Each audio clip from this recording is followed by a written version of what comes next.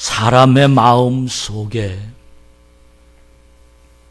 자존감이라는 것은 자신의 삶의 인생에 있어서 아주 깊은 그리고 중요한 뿌리가 됩니다. 모든 심리학자들과 또 모든 심리적인 접근은 바로 이 자존감에서 접근이 됩니다. 내가 여기서 인정받고 있는가 하는 자존감.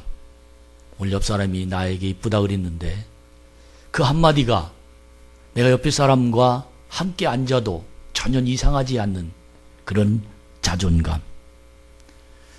나는 과연 내 남편에게, 나는 과연 내 아내에게, 때로는 나는 내 자녀에게, 또 내 부모님에게 사랑을 받고 있는가?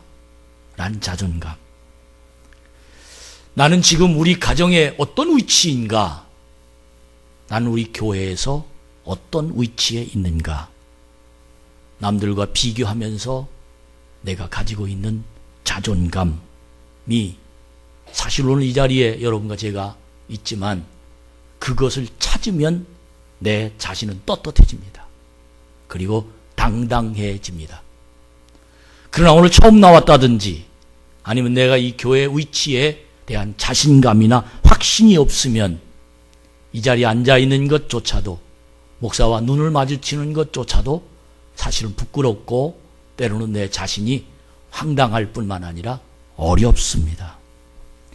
이와 같이 이 세상에 살면서 인간이 가지고 있는 이 내적에 있는 자존감이란 외적인 세상에 살면서 얼마나 큰 역할이나 때로는 대부분 많은 사람들이 가지고 있는 생활에 자기 자신의 자신감이 그곳에 있다는 것입니다. 어느 경매장에 아주 허름한 기태 한 대가 경매로 나왔습니다. 근데 그 기타를 사는 사람이 없었어요. 아무리 가격을 낮춰도 그 기타를 사는 사람이 없어서 경매를 마치려고 하는데 마침 그 옆에 어느 한 노인 한 분이 그 기타를 들더니 그 기타로 연주를 하는 겁니다. 얼마나 아름답던지 정말 사람의 마음에 감동을 주는 그런 연주를 그 값이 정말 아무 사람도 사가지 않는 가장 낮은 가격에 경매를 붙여도 사지 않은 그 기타를 붙잡고 아름다운 연주를 하는 그 노인의 모습을 보며 그 기타를 바라보니까 사람들의 마음이 황홀해집니다. 그리고는 그 기타를 다시 경매에 올려놓았습니다. 경매의 가격이 올라갑니다. 얼마나 올라가든지 그 뒤로 10단계, 20단계 더 경매의 가격이 올라갔답니다. 그래서 그 기타는 아주 비싼 값에 팔렸다라고 말합니다. 이 말이 무슨 뜻입니까? 물건도 누구의 손에 잡히는가에 따라서 가치가 달라집니다. 하물며 나는 누구의 손에 잡혀 있는가? 나는 누구와 함께 살고 있는가? 만약 내가 지금 분명하게 내 자존감, 내 속에서 우러나오는 내 심령 속에서 나는 지금 전능하신 하나님과 함께하고 있다. 하나님 내 손을 붙잡고 계시다. 그 하나님이 전능하신 하나님이다. 그 하나님 내 인생을 주관하신다. 그 하나님 내 삶을 인도하신다. 하나님 나를 아신다. 하나님 나를 축복하신다. 하나님은 능력이 하나님이다. 하나님 나와 눈동자가 마주쳐 있는 그 하나님이 나를 붙잡고 계시다는 분명한 확신에 찬 내 자신이라면 우리는 어느 곳에 가든지 부끄러움이 없습니다. 자신 있습니다. 하나님이 나와 함께 계신다. 하나님 나를 축복하신다. 난 하나님의 사람이다. 나는 그러므로 지금부터 무슨 일을 해도 하나님 날 도와주신다.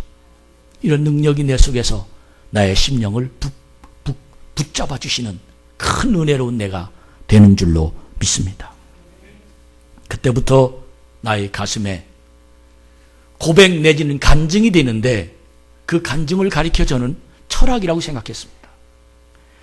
신앙인의 특별히 저는 말씀을 전하면서 그동안 내 삶을 여러 모습으로 활동하면서 몇 가지 제 자신의 철학을 새겨놨는데 그 철학의 첫 번째가 뭐냐면 하나님 없이는 안 된다. 하나님 없이는 안 된다. 하나님이 반드시 두 번째로 나를 위해서 예비한 것이 있다. 이걸 찾자. 나를 위해서 예비한 것이 있다. 고통 중에도 하나님 나를 위해서 예비한 것이 있다. 문제를 당할 때도 하나님 나를 예비한 것이 있다. 반드시 하나님은 여호와 이레, 하나님 나를 예비한 그곳을 찾느라고 부르짖고 기도합니다. 세 번째는 심은 대로 거둔다. 악을 심으면 악한 것을 거두고, 선을 심으면 선한 것을 거두고, 적게 심으면 적게 거두고, 많이 심으면 많이 거두고, 사랑을 심으면 사랑이 오고, 심은 대로 거둔다. 하나님이 나와 함께 하시다는 자존감을 가지고 있는 내가 하나님 없이는 안 되며, 하나님 나를 예비한 것이 있으며 심은 대로 거둔다라는 믿음의 확신이 내 마음을 움직일 때 하나님 손에 붙잡힌 사람이 될 수 있게 되는 겁니다. 목사가 하나님의 손에 붙잡히면 능력의 자존감이 생깁니다. 그때부터 하나님의 승리가 그의 삶에 분명한 능력으로 작동되며 적용됩니다. 강단에 설 때 하나님의 손에 붙잡힌 자존감이 생기면 분명한 하나님 메시지가 성도들 가슴 속으로 빨려 들어가는 하나님의 기적이 일어날 줄로 믿습니다. 어느 목사님이 환자를 찾아가 신방을 했습니다. 근데 그 환자는 병원에서 손을 놓았습니다. 아무래도 힘들 것 같습니다. 준비하셔야 됩니다. 라는 말을 듣던 그런 환자입니다. 그 소리를 듣고 목사가 신방을 갔습니다. 그리고 마태복음 21장 2절부터 3절까지 말씀을 본문으로 하나님의 복음을 증거했습니다. 그 복음은 바로 예루살렘으로 입성한, 그래서 예수님께서 나귀 새끼 주인에게 찾아가서 사람들을 시켜서 나귀 새끼를 쓰시겠다라고 그렇게 말한 그 복음입니다. 만약에 누가 말하거든 주가 쓰시겠다고 얘기해라. 그러면 아무 소리 안 할 것이다. 라는 이 말을 사람들도 포기하고 의사도 포기하고 본인도 포기한 그에게 찾아가서 하나님의 능력, 하나님 없이는 안 된다. 자존감을 그에게 주었습니다. 그때 마지막에 목사의 기도가 당신을 하나님이 쓰시겠답니다. 사람들은 다 못 쓴다고 또 왔습니다. 그런데 오늘 나귀 새끼를 주가 쓰시겠다고 말한 것처럼 하나님이 당신을 쓰시겠다고 얘기했습니다. 그리고는 기도해 줬습니다. 얼마나 기쁜지. 복음을 들고 하나님이 당신을 쓰시겠다라고 전한 말씀을 전한 목사도 기쁘고, 그리고 그 말을 듣고 용기를 얻어서 의사도 포기하고 사람들도 포기했는데, 부모도 포기하고 형제도 포기하고 내 아내도 나를 포기했는데 하나님이 날 쓰시겠다고 얘기하니 그때부터 그는 자존감이 생기기 시작합니다. 놀랍게도 얼굴의 모습이 달라지기 시작합니다. 용기가 회복되기 시작합니다. 그의 삶에 실망했던 마음이 그의 삶에 하나님의 은혜로 그의 마음이 움직이기 시작했습니다. 살 능력이 그에게 생기기 시작한 겁니다. 놀라운 건 그로부터 몇 달 후에 벌떡 일어나 병원문을 나서 새로운 삶을 시작하는 하나님의 은혜로운 자가 될 수 있었습니다. 여러분, 하나님이 나와 함께 하십니다. 내 생각을 다르게 만들 수 있습니다. 그는 그때부터 간증자가 됐습니다. 그 간증이 몇 가지 간증인데 그 첫 번째 간증이 나는 기도받아 낳은 사람이다 라는 간증입니다. 두 번째 간증은 하나님이 나를 쓰시는 사람이라고 했다 라는 간증입니다. 세 번째 간증은 난 이제부터 생각이 달라진 사람이다. 여러분, 하나님이 우리와 함께 계시면 이와 같이 달라지며 내 자존감이 달라집니다.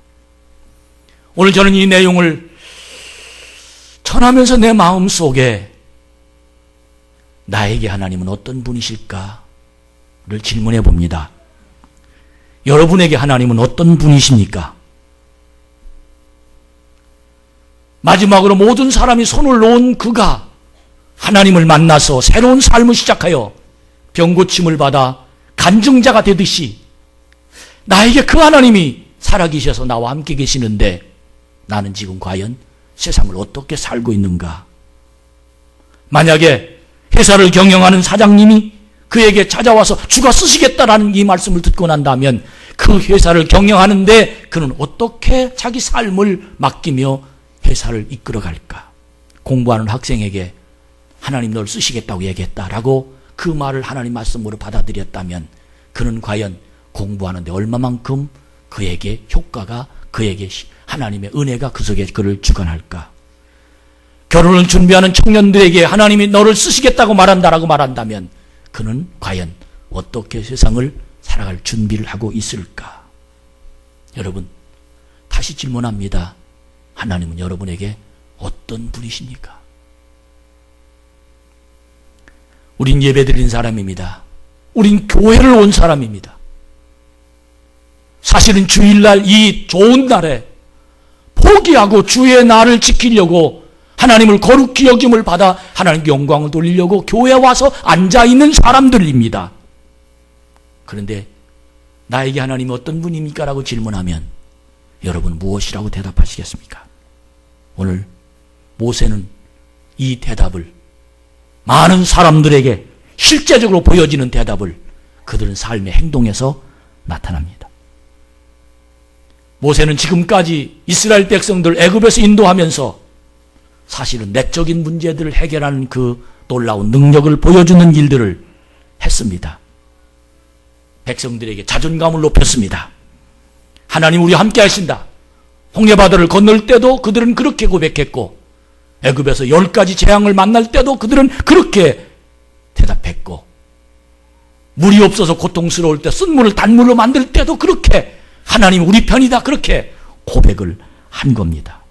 그들 심령을 그때마다 하나님은 치유해 주셨고 그들은 그 앞에 어떤 문제가 있어도 하나님 우리 함께 하신다. 나는 하나님 너에게 어떤 하나님이냐라고 고백하고 질문하면 당당하게 하나님 나와 함께 하십니다. 라고 대답하는 이스라엘 백성들이었습니다. 그런데 지금 상황이 다릅니다.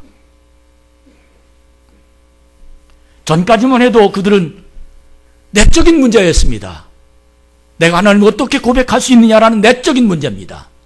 그러나 지금 르비딤이라는 지역에서 아멜렉이라는 군대와 싸우는 전쟁의 문제입니다. 전쟁의 문제는 내적인 문제로는 해결할 수 없습니다. 전쟁의 문제는 외적인 문제이기 때문입니다. 마음의 심령이 괴롭다거나 아니면 불평하는 마음이 생긴다거나 짜증이 난다거나 신경질이 난다거나 이런 문제는 내적인 내 심령으로 해결할 수 있다지만 전쟁이 났습니다. 이걸 내 내적인 그 심령으로는 해결할 수 없는 그런 문제가 지금 모세 앞에 닥친 겁니다. 그런데 저는 이 성경을 읽으면서 모세가 탁월한 지도력으로 하나님 없이는 안 된다. 하나님 날 예비한 것이 있다. 하나님은 심은 대로 거둔다. 하나님이 철칙으로 하나님 우리 함께 계시다. 이런 자존감으로 이스라엘 백성들 그 전쟁에서 승리하게 만드는데 그 전쟁에서 승리한 이 탁월한 지도력의 세 가지가 어떤 것이었냐면 첫 번째는 역할 분담입니다. 두 번째는 협력자를 세웁니다. 세 번째는 승리의 깃발이 그 속에서 보여지게 만들었습니다. 모든 인생의 삶 속에서는 적이 있습니다. 내 앞에 내가 계획된 대로 내가 생각한 대로 다 되면 지금 모든 사람들이 다 성공의 자리에 앉아 있을 것입니다. 그런데 그렇게 인생은 쉽게 되지 않습니다. 지난 날을 되돌아보면 그때는 이런 적이었고 그때는 지금은 이런 적이구나. 그때 몇 년도 전에는 이런 문제가 생겼고 몇 년도 전에는 이런 문제가 생겼구나. 그것이 바로 적입니다. 믿음을 세운 사람에게도 적은 있습니다. 그러나 이 적을 어떻게 이기냐는 겁니다. 적은 내 앞에 인생을 사는데 적이 있는데 그 적은 하나님의 복을 누리지 못하도록 내 앞길을 막아놓습니다. 과연 우리는 이 적을 어떻게 처리해야 될까를 모세는 세 가지로 얘기했다고 그랬습니다. 첫 번째로 역할 분담으로 모세는 조치했습니다. 여호수아 장군을 세웁니다. 이것이 역할 분담입니다. 지금까지 모세는 자기가 싸웠습니다. 자기가 앞장섰습니다. 그런데 모세는 아멜렉 군대와 싸울 때는 역할 분담을 했습니다. 그동안 사실은 시종드는 여호수아입니다. 그동안 전쟁할 때 한 번도 이스라엘 백성들은 전쟁을 430년 전 전쟁을 했을지 모르지만 지금은 전쟁을 해본 경험이 없는 이스라엘 백성들입니다. 그런데 전쟁터에 나선 겁니다. 여호수아 장군은 전쟁을 한 번도 해보지 않았는데 모세가 여호수아를 장군으로 세웁니다. 놀라운 겁니다. 맡기고 갔습니다. 하나님 우리를 지금 장군으로 세웁니다. 누가 날 따라다니지 않습니다. 그런 사람들을 리더해야 될 장군으로 여호수아를 세워놨습니다. 전쟁은 네가 해라. 전쟁은 내가 하는 겁니다. 전쟁은 인생의 적은 내가 해결하는 겁니다. 문제는 나에게 다가올 때 그 문제를 내가 해결해야 되는 겁니다. 그런데 두 번째 조치가 참 내가 전쟁하지만 내가 싸우지만 내가 어려운 문제를 극복하지만 나 혼자 하는 것 같지만 역할 분담인 여호수아를 세워놓고 모세가 산으로 향합니다. 아론과 훌을 데리고 산으로 향합니다. 이 말은 전쟁은 내가 하지만 나는 지금부터 너를 위해서 기도하겠다. 전쟁하는 그곳에 하나님의 능력이 임하도록 내가 너를 축복하마. 너는 전쟁해라. 나는 기도하마. 전쟁과 기도가 합해질 때 승리가 올 수 있다는 사실을 그들은 보여주는 겁니다. 이제까지는 모세가 앞장섰습니다. 이제는 여호수아를 앞장서게 만들었습니다. 그리고 하나님의 능력의 종이 하나님의 능력이 어떻게 임하는가를 정확하게 그들에게 가르쳐주는 하나님의 모습을 모세는 여호수아 전쟁터에 전달되게 되는 것입니다. 주의 사자의 손에 기도의 손이 얼마만큼 내 삶에서 능력이 나타나고 있는가를 보여주는 실제적인 모습이 그들에게 나타나기 시작합니다. 여호수아는 자기 힘으로 싸웠습니다. 놀라운 건 모세가 기도하면 여호수아는 전쟁에서 승리합니다. 사랑하는 여러분, 기도의 능력, 주의 사자의 손, 나를 위해서 기도하는 사람이 있다라는 것, 담임 목사가 하나님의 영광을 돌리기 위해 기도한다는 이 자체가 내 삶에 어떤 영향력이 있다라는 이 중요한 삶이 여러분에게 고백되기를 주의 이름으로 축복합니다. 야고보서 5장 13절부터 18절까지 말씀을 보면 너희 중에 고난당하는 자가 있느냐? 그는 기도할 것이요. 즐거워하는 자가 있느냐? 그는 찬송할지니라. 너희 중에 병든 자가 있느냐? 그는 그 교회의 장로들을 청할 것이요. 그들은 주의 이름으로 기름을 바르며 그를 위하여 기도할지니라. 믿음의 기도는 병든 자를 구원하리니 주께서 그를 일으키시리라. 혹시 죄를 범하였을지라도 사하심을 받으리라. 그러므로 너희 죄를 서로 고백하며 병이 낫기를 위하여 서로 기도하라. 의인의 간구는 역사하는 힘이 큼이니라. 엘리야는 우리와 성정이 같은 사람이로되 그가 비가 오지 않기를 간절히 기도한 즉 3년 6개월 동안 땅에 비가 오지 아니하고 그가 다시 기도하니 하늘이 비를 주고 땅이 열매를 맺었느니라. 할렐루야. 기도의 능력을 말하는 겁니다.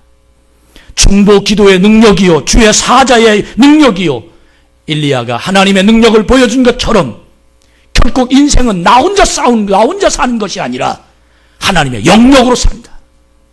주의 종의 기도가 하나님의 능력의 역사가 내 인생에, 내 삶에서, 내 직장에서, 내 가정에서, 내 병든 내 병원에서 어떻게 적용되고 있는지를 정확하게 가르쳐주고 있습니다.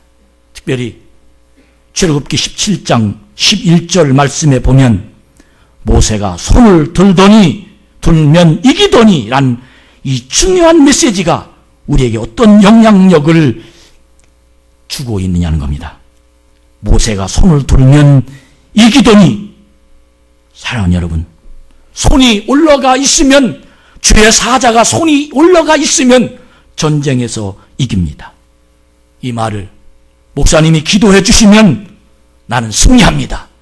이 고백이 여러분에게 일어나는 신앙적 역할이 여러분에게 나타나기를 주의 이름으로 축복합니다. 지난번 우리 모 권사님이 5층에서 떨어지셨습니다. 저에게 전달이 오고 카톡으로 온 교우들을 향해서 기도를 요청합니다. 저는 간절히 기도했습니다. 주여 살려주옵소서. 자녀들도 열심히 기도합니다. 여기 그 자녀들이 와서 앉아 있습니다. 저는 생각합니다. 하나님이 살아계심을 보게 해 주시옵소서. 그 자녀들이 하나님의 은혜 속에 승리하게 하여 주시옵소서. 살아나셨습니다. 지금 재활 치료 중이고 앞으로 꼭 일어나서 우리 교회에 다시 올 줄로 믿습니다. 어느 집사님의 기도 부탁입니다. 목사님 기도해 주세요. 기도해 주실 거지요? 만날 때마다 카톡으로 문자 올 때마다 기도해 주세요. 연락이 옵니다. 목사님 해결됐어요. 목사의 역할이 중보기도이고 중보기도의 능력이란 놀라운 하나님의 개입을 하심을 보여지게 됩니다. 성도들의 가슴에 담임 목사에게 중보기도를 요청하고 신방을 요청하며 기도를 받는 믿음이 있을 때 나의 앞길의 장애를 이길 수 있는 기적을 체험할 수 있습니다. 결혼한 지 몇 년이 됐는데도 아이가 없어요. 기도해 주세요. 저는 지금까지 목회하면서 4사람에게 이런 신비한 하나님의 기적을 체험했습니다. 박영신 집사라고 우리 교회에서 10년 이상 반주한 집사님이 계셨는데 늦게 결혼했습니다. 아이를 못 낳는 거예요. 저 강원도로 가서 결혼했는데 그래서 제가 갔습니다. 하나님 도와주세요. 놀랍게 쌍둥이 낳습니다. 지금은 우리 교회 안 나오지만 유도순이라는 집사님이 계셨습니다. 그도 역시 아이가 안 생겼습니다. 기도해 주세요. 지금 아이가 2이나 있습니다. 지금은 이사 갔지만 이은영 집사라는 분을 알게. 지금도 거의 꼬박꼬박 우리 교회 11조 합니다. 아니 그 교회도 하세요. 전 우리 교회 참 좋은 교회 우리는 전 다릅니다. 결혼한 지 13년 후 그러니 아이가 없었습니다.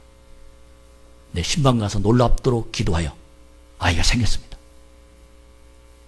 할렐루야. 여기 앉은 서유종 선생님 역시 같은 케이스입니다. 저는 분명히 믿습니다. 하나님이 함께 하시면 주의 종의 중보기도가 이렇게 내 삶 속에서 어떻게 역사하는지 기복신앙이라고요? 물론 그럴 수도 있습니다. 그러나 분명한 건 하나님의 사람에게 하나님은 능력을 주어서 하나님이 인도하시도록 역사하시는 기적이 일어나게 될 줄로 믿습니다. 저는 모세가 손을 들고 기도하면 이기더니 란 이 말씀이 실감이 나는 성도가 되어야 그 신앙이 세상에서 자랍니다. 주의 종에게 우리 목사님에게 기도를 받았더니 내가 됩니다라는 이 믿음이 여러분 속에서 일어나야 세상을 믿음으로 살 수 있는 기적이 여러분 속에서 일어날 수 있습니다. 그때 믿음의 자존감이 그는 회복될 수 있습니다. 그렇지 않은 목사에게는 목사가 하는 역할이 담임 목사가 하는 역할이 설교하는 역할로 끝납니다. 요즘에 교회의 문제, 신앙의 문제, 요즘에 많은 성도들의 문제가 어디에 놓여 있느냐 하면 너희 교회 담임 목사를 어떻게 보느냐라고 말하면 설교 듣는 것으로 교회에 오고 끝납니다. 여러분 아닙니다. 전 개인적으로 설교 들으러 오려면 인문학을 들으세요. 전 요즘 인문학 열풍이 우리 한국에 얼마나 지금 인문학에 대해서 관심을 갖고 있습니다. 사람 마음을 꼭꼭 찔러요. 마음속에 있는 공허한 구사리를 꼭꼭 찔러요. 사람이 어떻게 사는 걸 잘 가르쳐주고 있어요. 설교와 인문학의 차이는 엄청납니다. 인문학은 사람이 가지고 있는 성격이나 사람이 가지고 있는 어떤 철학을 사람이 가진 내적인 것을 가르쳐준다고 말하면 설교는 하나님의 음성을 전합니다. 하나님의 능력을 전합니다. 안 된 걸 되게 만듭니다. 설교 들으려고 교회에 오는 것이 아니라 담임 목사의 역할은 설교에 끝나는 것이 아니라 여러분의 인생을 여러분과 함께 주의 이름으로 여러분에게 축복하고 기도해주고 여러분의 삶을 가슴에 품고 안아주고 여러분의 인생과 함께하는 것이 바로 목회인 것입니다. 어려운 일을 당할 때 목사님 기도해 주세요. 어떤 일을 시작할 때 목사님 기도해 주세요. 어떤 성도가 병원에 입원했습니다. 교회 온 지 얼마 안 됐는데 저는 황당했습니다. 목사님 왜 오셨어요? 신경질 내는 거예요. 방금도 장로님들 다녀갔어요. 그래서 저는 자세하게 가르쳐 줬어요. 장로님이 다녀간 거와 담임 목사가 다녀간 것이 어떤 것이 다른지를 가르쳐 줬습니다.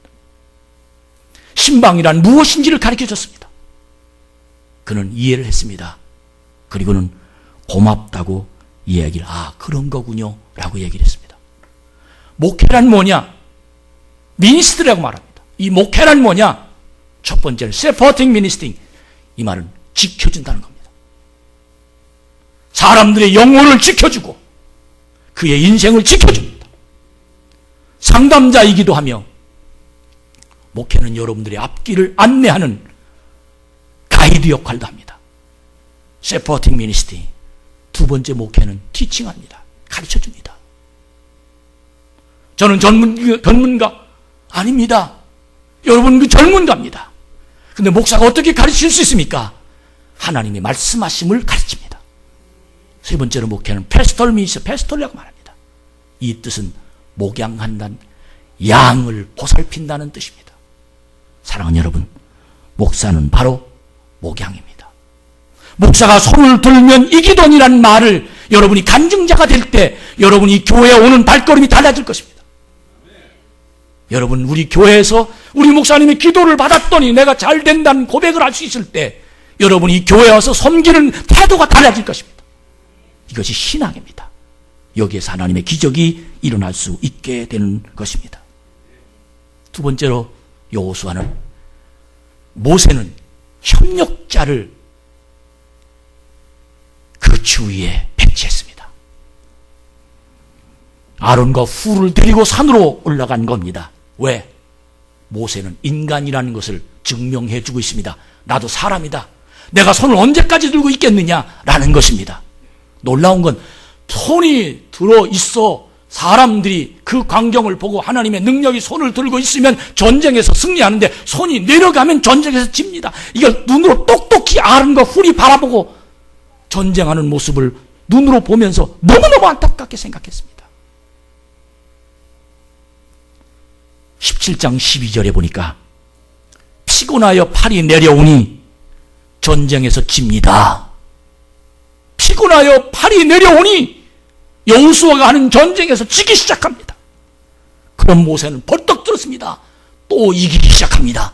피곤하여 손이 내려오면 또 집니다. 또 들면 이깁니다. 이것이 반복하는 과정에 모세는 아론과 훌을 데리고 이 광경을 지켜본 아론과 훌은 모세의 손이 내려가지 못하도록 모세 혼자 들지 않고 옆에서 지켜주니 이 손이 내려오지 않고 결국은 그 전쟁에서 이기고 마는 하나님의 기적이 일어납니다. 사랑하는 여러분, 축복의 손을 받쳐주는 자가 되길 축복합니다.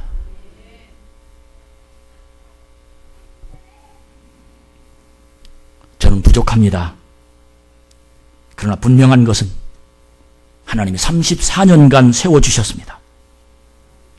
여러분의 가정과 사업 그리고 행복을 향한 계획을 하나님이 세우셨는데 하나님이 저에게 여러분을 향해서 손을 들으라고 말씀하십니다.